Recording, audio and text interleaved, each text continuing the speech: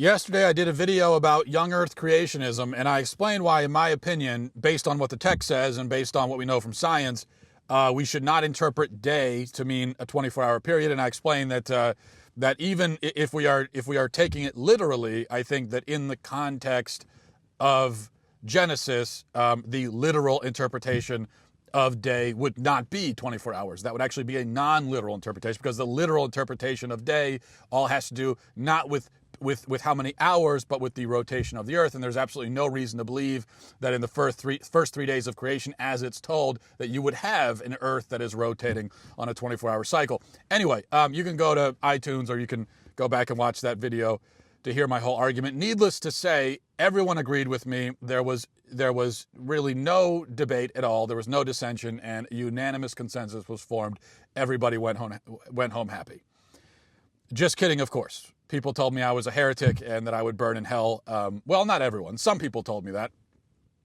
Many people, though, were very thoughtful and respectful in their disagreements, and it was an interesting conversation. Now, during that conversation, one thing that I heard from atheists that I want to use as the springboard for today, one thing I heard from atheists quite a bit is this. They said, well, if you're saying that it's scientifically impossible for God to create the universe in 6 days, then why won't you accept that it's scientifically impossible for a person to be resurrected from the dead? And young earthers actually make kind of the same argument, but they frame it the opposite way, where they say, well, if you think it's scientifically possible for a person to be raised from the dead, why don't you think it's possible for God to make the world in 6 days? So I'd like to talk about the resurrection and whether or not science disproves it, whether or not it's rational to believe in it. But first, before we get into that, just to clarify, I do not believe and did not say that it's impossible for God to make the world in 6 days. God can do whatever he wants. God is all powerful. God could make the world in 6 seconds. God can make the world in any amount of time that he chooses. That's what it means to be all powerful. But my position is not that he can't do it in 6 days. It's just that he didn't do it in 6 days. From my reading of the text and looking at science, I think that he did not do it that way. It's not a statement of what he can and can't do. It's a statement about what he apparently did do. Just like if you believe that God did make the world in 6 days, you're not saying, I don't think you're saying, that he couldn't have, or he couldn't make it in 6 billion years or 10 billion years or whatever. You're just saying that he didn't do it that way. So this is a discussion not of what he can do, but of what he did do. I think it's possible for God to make, babies in the sky and then drop them down into our arms. Like he could do that, but he doesn't do that. He follows a process for making babies. And in learning about that process, we are by no means limiting God. We are by no means setting parameters for God. He sets the parameters. We're just learning the parameters and trying to understand them so that we can understand more about this wonderful world that he's given us. So, since we're on the subject, let's deal with the atheist contention that science disproves God and disproves the resurrection. Let's ask ourselves whether we must choose between science or the central doctrines of the faith. Or perhaps more to the point, is it reasonable? Is it rational to believe in the resurrection? Must we leave our reason behind if we're going to venture down that road and become Christians? So let's start here. Let's start with one basic principle here. Science cannot disprove God. Okay? It cannot disprove the supernatural by definition. Science is a thing for the natural realm. The claim of a Christian or of any theist is that there is also a supernatural realm, which science can't tell you anything about. And I think intelligent atheists who are careful and measured in their arguments, they know this to be the case. They understand this. So if you listen to Dawkins, or if you read or go and watch a YouTube video of Christopher Hitchens, you'll find that this is the way that they phrase it. They'll say something like, well, science doesn't need God, or science works without God. They don't say that science disproves God because they know they can't say that. they know that that would be a sloppy thing to say that they can't possibly support. Now, of course, I disagree with their contention that science doesn't need God or works without him, but it's instructive that they do phrase the contention that way rather than saying that science offers positive proof that God does not exist. That's more something that like a sloppy kind of atheist in a YouTube comment section would say. But the smart ones know better. They're not going to say that. Naturalism. Okay, naturalism is the belief that there is nothing but the natural. There's nothing but the physical world. What you see is what you get, basically. That is a philosophical position. It is not a scientific position. And if you go into a study of Scripture with that presupposition in mind, then you're going to, of course, rule out all of the miraculous claims that you come across immediately because it contradicts your philosophy, not because it contradicts science. Now, Christians and Jews believe in a God who transcends the physical world and is not subject to its rules. So you cannot disprove God by applying the rules of the physical world to him. He sets those rules. And the fact that the rules are so orderly, the fact that you can do mathematics and you can do physics and you can work out equations and calculations and learn about the world, and it all makes so much sense, that is evidence for God, not against him. You know, there's that famous Einstein quote where he said the most incomprehensible thing about the world is that it is comprehensible. So he was speaking about the incredible order and discernibility of the universe, which is not what you would expect if we're talking about a random universe that was just that came out of nothing and came out of chaos. You would not expect a universe that has ordered itself like this, a universe that can be understood, a universe that follows certain firm laws. In a random and chaotic universe, why should we be able to know or understand anything, much less why should we even be here in the first place as living beings and especially as conscious beings? How could these random forces assemble themselves in such an orderly way and then create out of nothing, out of the void, intelligent beings who can grasp these concepts and talk about them and argue about them? How could that happen? Again, this is evidence for God, not against him. The fact that you can do science at all would seem to give credence to the idea that the universe was constructed by an intelligent designer who had a purpose and a plan in mind. So we can deduce, I think, from the intelligibility of the universe that there must be a God behind it. That's a deduction we can make. Now, of course, we cannot perform some kind of equation and then or work out some kind of do some kind of calculus and then say, aha, well, there's God. He's right there. You can't do that any more than you can perform an equation and conjure up love, right? God is transcendent, non-physical, all-powerful, not subject to the laws that he makes. We cannot say, therefore, that anything is scientifically impossible for God. Now, we can say that certain things are logically impossible for God or for anyone. Scientific impossibilities are different from logical impossibilities. God can create a universe out of nothing. That is not a scientific impossibility for him. He cannot create a round square or a rectangular triangle because those are logical impossibilities in that they are nonsense. And God cannot engage in nonsense. Nonsense is nonsense. So it's like if you were to ask God the question, what's the color of the number 7? That's a question God can't answer because it is by definition an unanswerable nonsense question.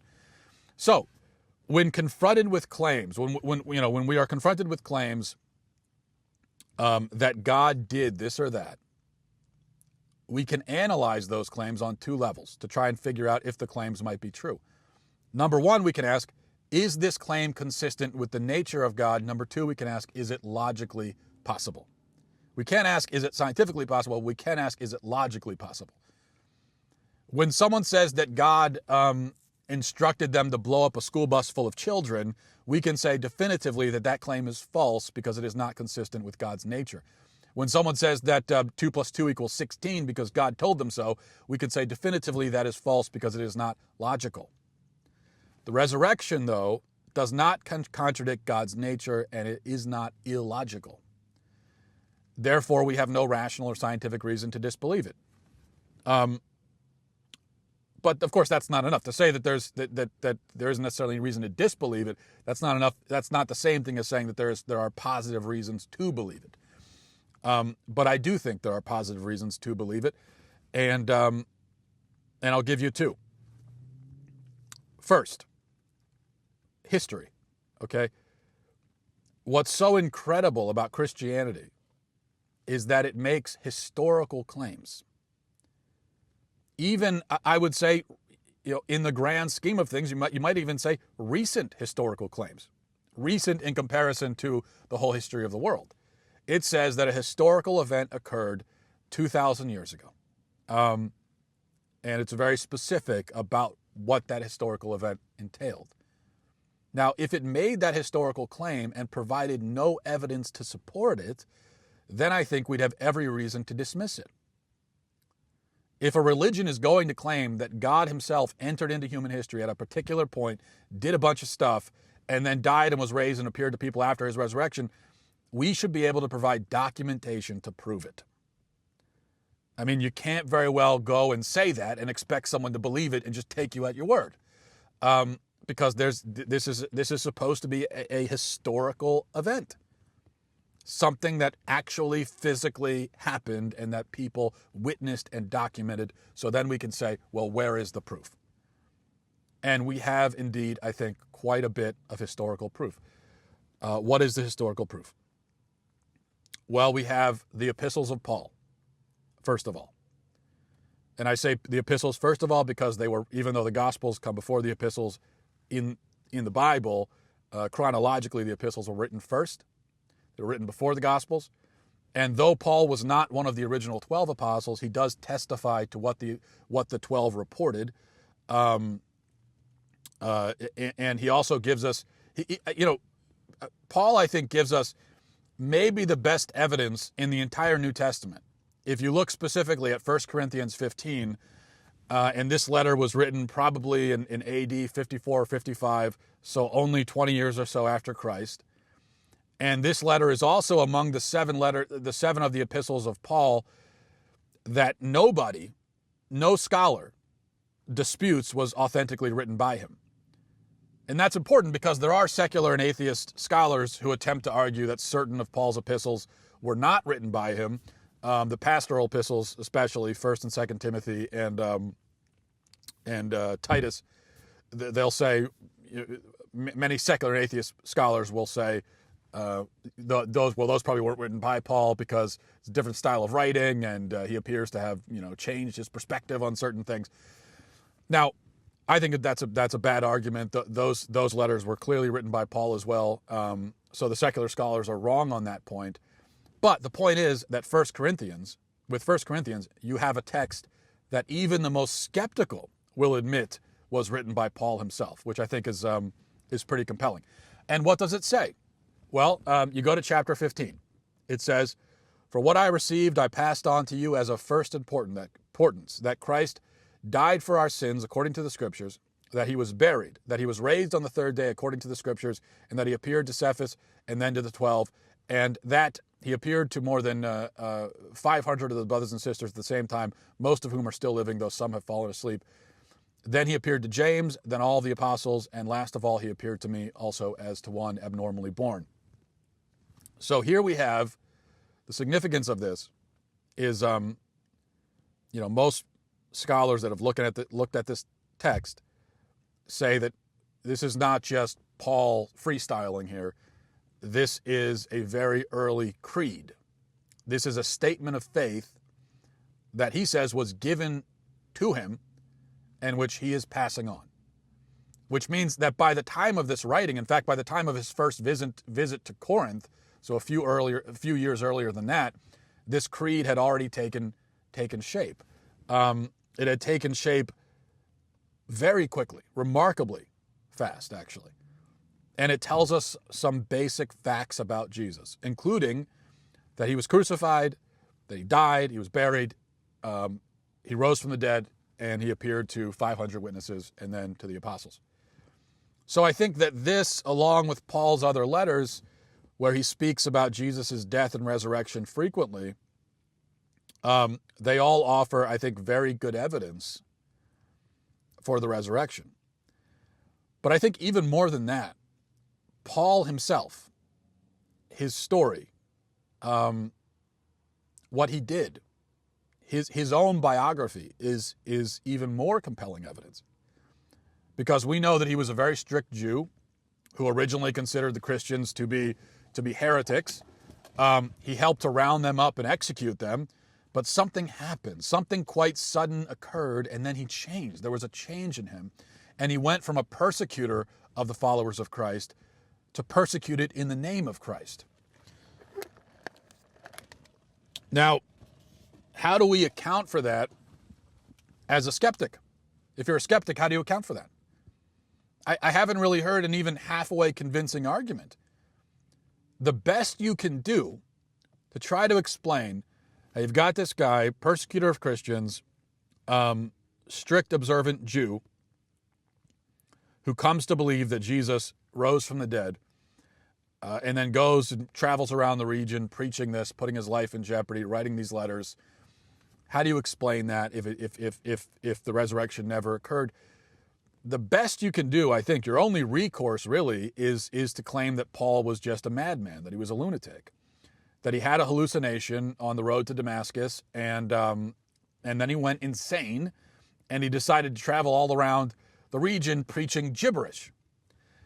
Now, the problem with that is that we have the epistles. We have what he preached. We know what he preached. We can see it for ourselves. We're not getting it secondhand. We're getting it from him. And it's not gibberish.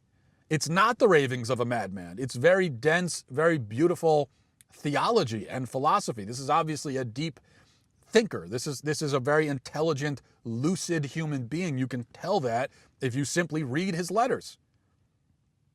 So that explanation doesn't work. You know, you've probably heard the trilemma argument, the 3 L's, popularized by C.S. Lewis, liar, lunatic, or Lord. And the way that argument goes, what C.S. Lewis said is, well, when it comes to Jesus, although a lot of modern people will like to say that, well, you know, he was just a great moral, he wasn't the Son of God, he was just a great moral teacher who said a bunch of great stuff, and then he died, and that was it. But C.S. Lewis's point, famously, is that, well, you can't really do that. You have to either accept him as the Lord or condemn him as a liar or a lunatic. Because a great moral teacher who is merely mortal wouldn't go around claiming that he was the Son of God. So either he was the Son of God, or he was an evil person, or he was crazy. Now, I used to like that argument. I used to think it was a very good argument. And with all due respect to C.S. Lewis, who is one of my favorite humans to ever walk the earth, I think that actually I've come to realize that argument is not very good, in fact. It's not a great argument because it's kind of a straw man in that it leaves out the L word that almost every skeptic will actually choose, which is legend. So actually, it's liar, lunatic, Lord, or legend. Most skeptics, most atheists, most non-Christians, even those who are theists but are non-Christians, most of them, what they'll say is, well, Jesus was, he wasn't liar, lunatic, or Lord. He was a legend. Either he didn't exist at all, or he did exist, but he never said the things that were attributed to him. They'll try to say, for instance, well, most of his claims of divinity happen in the Gospel of John, which is the last one written, so John made that up and blah, blah, blah. These are the arguments they try to make. Obviously, I think that argument is absurd. But if you aren't going to accept Christ as Lord, then legend is really the only option you have to go with. And so that is the option that most atheists and so forth will go with, which is why the trilemma thing just kind of breaks down. But I think a version of this trilemma argument works much better for Paul than it does for Jesus. Because with Paul, you have to believe that either he was telling the truth about Jesus, or he was a pathological liar, or he was a lunatic. There really isn't a fourth option. There is no tenable fourth option for Paul, because we have his writings. Jesus, as far as we know, never wrote anything. At least we have no writings of Jesus, aside from what he wrote in the sand when the adulterous woman was going to be stoned to death. But with Paul, we do have his writings. And so even the most radical skeptics, they can't deny his existence, and they can't claim that he didn't say the things that we claim he said, because we have his own words. So then what's it going to be? We know Paul's not a legend. So read through the epistles. What's it going to be? Is this a lunatic speaking? When you read the epistles, do you think this is a crazy man? No, I think clearly not. Is it a liar? Well, he certainly appears to be a man of great integrity and sound ethics. What's more, he's given his life over to preaching this news around the world. He's risking his life in the process. Why would he do that for a lie? So that seems to leave only the first option, that he's telling the truth. He's telling the truth not only about what was reported to him, but also about his own conversion experience and his own encounter with the risen Lord. So I think that's, Paul gives us great evidence. What other evidence do we have? Well, obviously we have the Gospels. We have 4 canonical Gospels. We don't know exactly for sure when they were written. We don't know for sure which order they were written in. Atheists will try to say that we don't even know who wrote them, that they were anonymous writings, but I think that's completely ridiculous. It's ridiculous because we do know who wrote them. Their names are on the documents, and their names have always been on the documents. You go back and look at the ancient manuscripts, and their names have always been attached to them, so these are not anonymous writings. These days, in terms of when they were written, these days, Markan priority is popular. That is that many scholars, especially secular ones, say that Mark was written first, and then Matthew and Luke, and then John last of all. There does seem to be unanimous consensus across the centuries, starting very early on, that John went last, and that he wrote his gospel when he was an old man. So everyone seems to agree on that.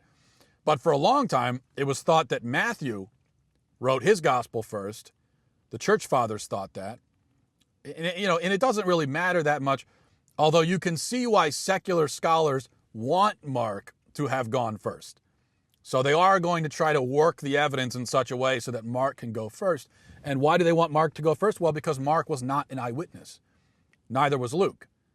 So it's convenient for Mark to go first in the mind of a skeptic, because the synoptics, Matthew, Mark, and Luke, are called synoptics because they're so very similar. And it's clear that somebody went first, and then the others used that first one as a source, though not their only source. So if Matthew used Mark as a source, though Matthew was an eyewitness and Mark wasn't, then the atheist thinks he can argue, well, Matthew must not have been an eyewitness, because what kind of eyewitness would use a non-eyewitness as a source? Well, this isn't really a problem at all. First of all, there's a very good chance that Matthew did go first, that he was the first gospel. The earliest traditions say so, which is pretty strong reason to believe it.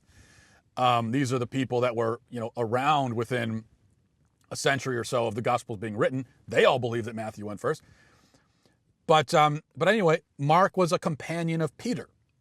Peter was in a privileged position as an apostle. And we know that he saw things, and he was likely told things that the others weren't. He was closer to Jesus than Matthew was. So if Mark did go first, and he got his information from Peter, it makes sense that Matthew, though he was a disciple of Jesus as well, would refer back to Peter through Mark. In any case, whatever the order, we have, within a few decades of Christ's death, 4 Gospels that attest to Christ's life and work and death and resurrection.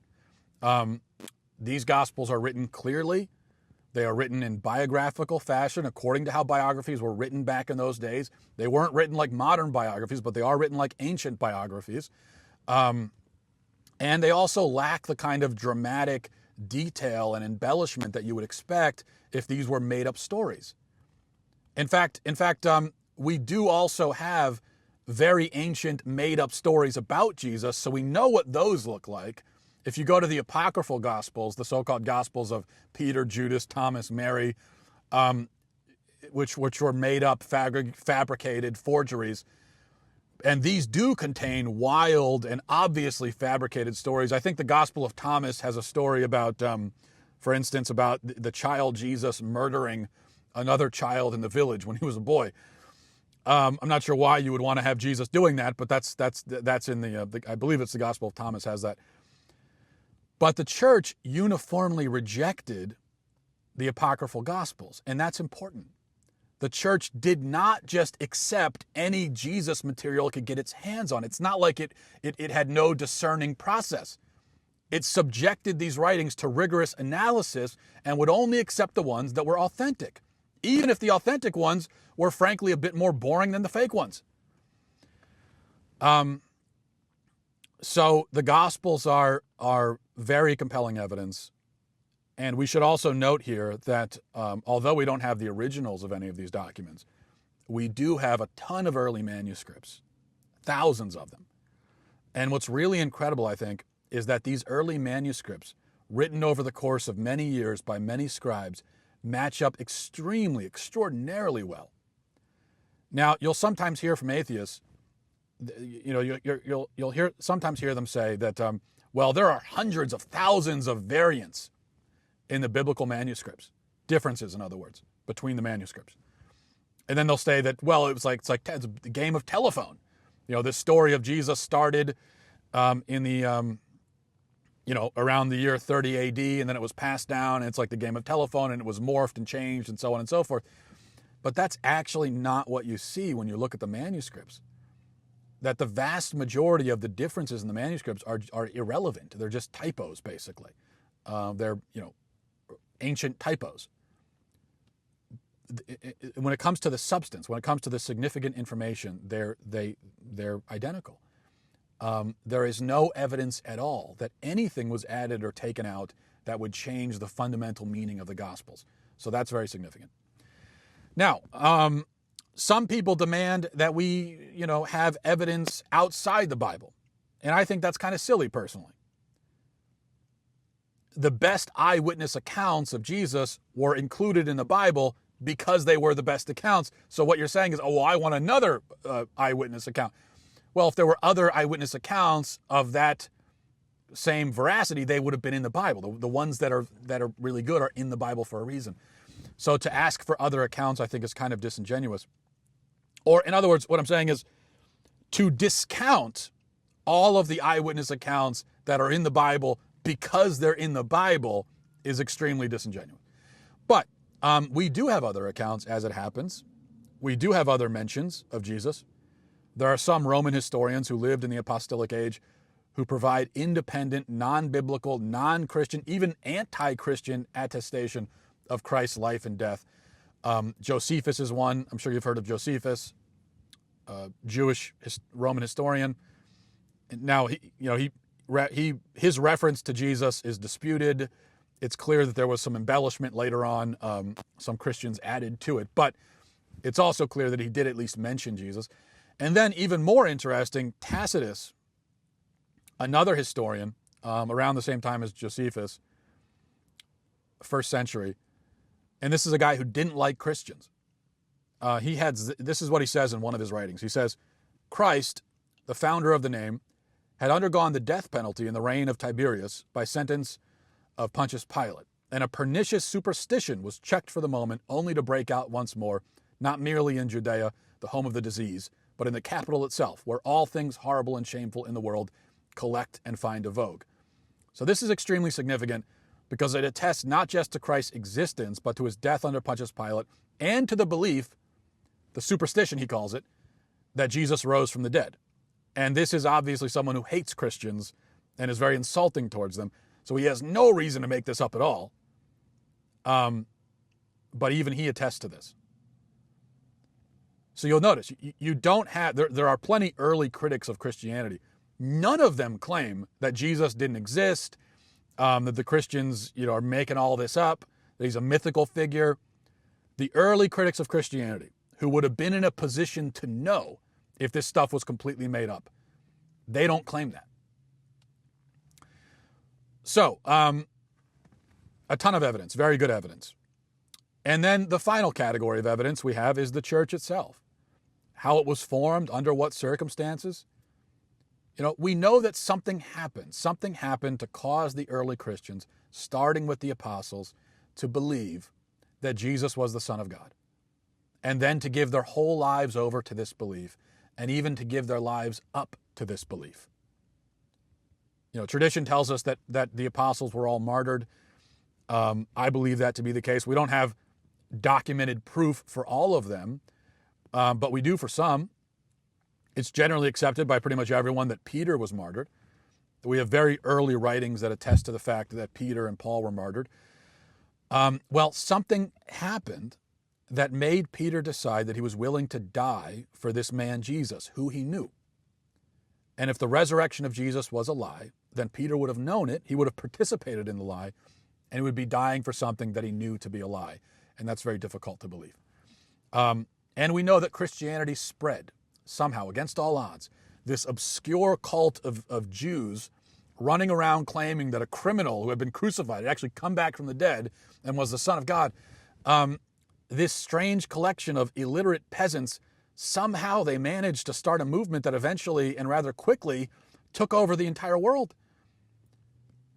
See, skeptics will want to compare Christianity to other religions, and they'll make this kind of plurality of religion argument where they say, well, there are so many religions out there, and they're all basically the same. I mean, how can you claim that one is true and the others aren't? Well, except that Christianity is not like the others. That's a frankly stupid thing to say. Even if you don't believe in Christianity, you have to admit that it's different. It is unique. You can't deny that. You can only try and explain away the uniqueness, but you can't deny its uniqueness. No other religion in history has done what Christianity did, especially in that context, under those conditions, and so quickly. That in and of itself doesn't prove that Christianity is true, but it does mean that you can't go around saying, well, it's just like every other religion. You do have to admit that it's unique. And once you've admitted that, and then you allow for all the other evidence, and you look at all the other evidence, I think it starts to pile up and it becomes rather overwhelming. So these are all really good reasons to believe in Christianity. Rational reasons, historical reasons, scientifically plausible reasons. Are they sufficient, though? Is this all you need? Well, there is a strand of Christian apologetics that would say, yes, this is enough. This is all you need. You can prove Christianity historically. You can prove that it's true, and then you can accept it entirely based on the evidence.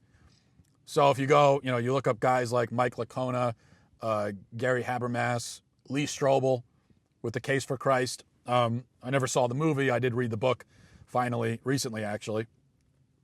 And that's the approach that they take.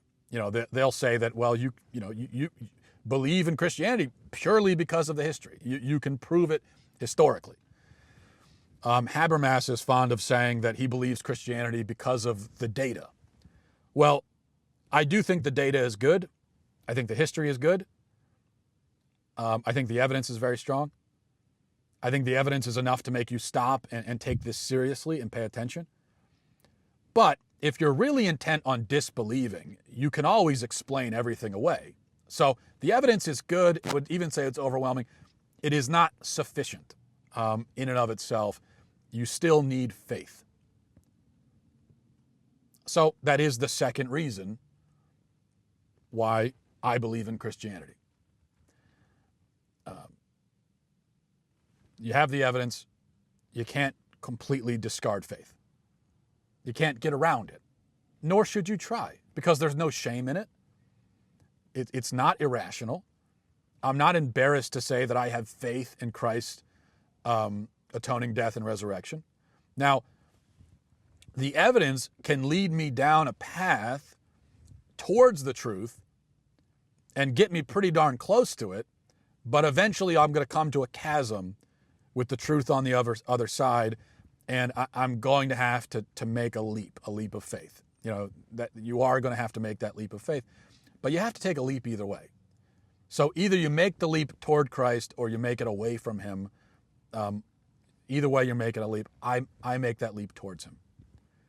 God gave us a historical event that we could learn about, explore, come to understand, study. And he also gives us faith through the Holy Spirit, which speaks to us in our hearts and convicts us. But the point is, and it's important, it is faith, yet it is a rational faith. It's a reasonable faith, as William Lane Craig would say. It's a faith that does not ask you to take leave of your senses or deny your reason or put your rationality on hold or to never think logically about things. It is a faith that is grounded in an actual physical historical event.